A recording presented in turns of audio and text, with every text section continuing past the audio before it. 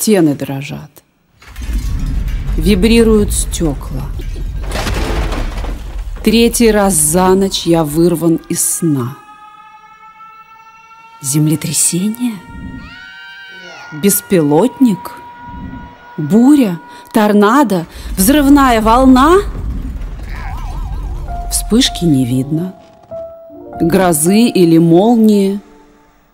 Что происходит? Там, за стеной,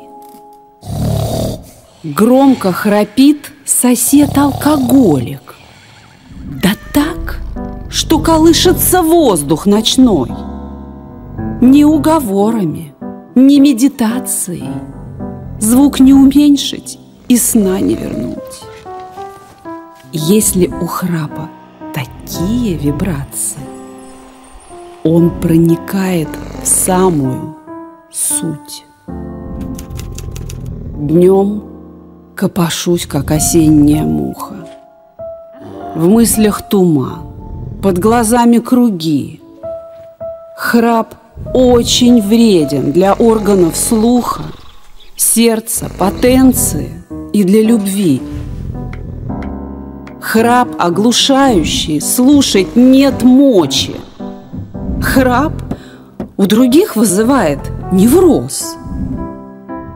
С ужасом жду наступления ночи. Как нас испортил жилищный вопрос.